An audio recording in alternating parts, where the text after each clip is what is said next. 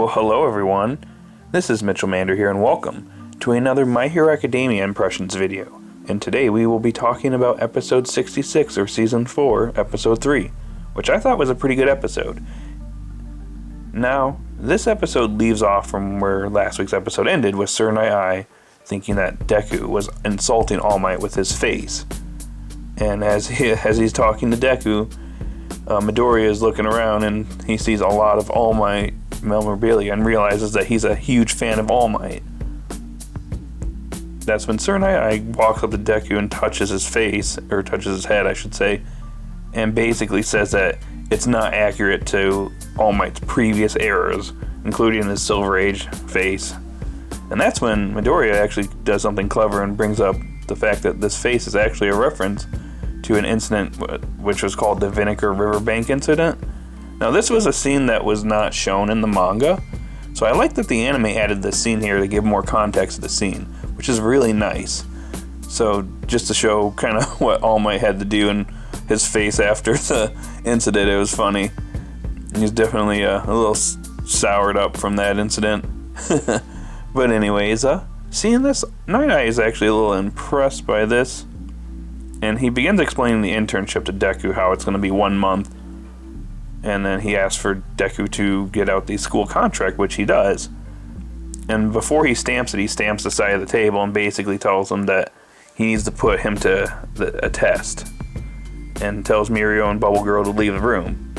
So Deku's test is that he has to take the stamp from him in less than 3 minutes, or he won't accept him into his agency, as he's already got 2 good workers, and then having him, how is he going to benefit from that?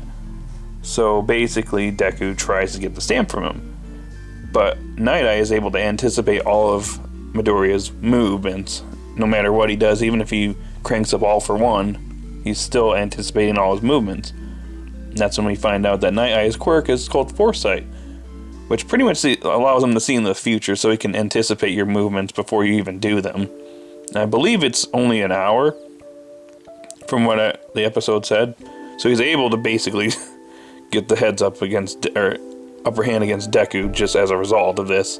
Unfortunately, he's only got 3 minutes, so Deku kind of has no chance as a result. But even when Deku's trying to get the stamp from him, essentially Nighteye is basically berating him, because he doesn't understand why Deku was chosen as All Might's successor and not Mirio. That's when we find out that Deku was unaware that All Might was going to choose Mirio, or he was a candidate, and that All Might withheld this information from him. But Deku has his drive to be the #1 hero, and he does not want to give up. So he begins running around the room like Gran Torino, and even tries throwing books at Sir Nighteye to try and get the stamp from him, or at least throw him off. But unfortunately, time runs out. But the one thing that Nighteye notices is that despite roughing up the office quite a bit, Deku did not ruin any of the All Might memorabilia. Not a single one was damaged. So shortly after, Nighteye decides to accept Deku as his intern. Next, we get a small little scene towards the end of the episode with the students, with all of them congratulating Deku for basically getting his internship with Nighteye, which I thought this scene was pretty funny, because Todoroki's in the back. He's like, man, the gap just keeps widening. We need to catch up. And then everybody else is like, oh yeah, I got this going on. I think Kirishima is going to work with one of the big 3, and Todoroki is in the background. Dang it, we need to keep up with them.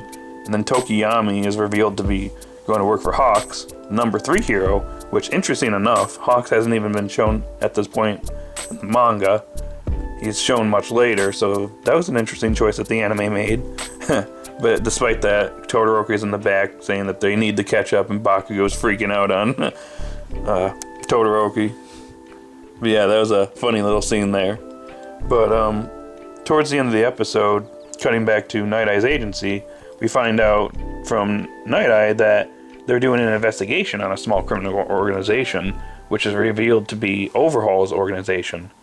Deku also finds out that he's made contact with the League of Villains, and as the episode comes in, there's a small scene after the credits with a little girl running away in an alley, and happens to run into Deku, which is likely on the job, and she is being chased by none other than Overhaul himself, and the episode ends, which is a great setup for what we're probably going to get in next week's episode.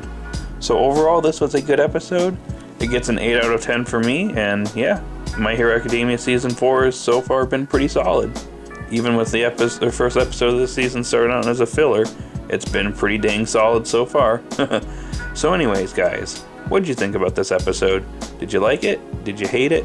Let me know in the thoughts in the comment section down below, and be sure to like and subscribe, and I will talk to you all later. See y'all tomorrow.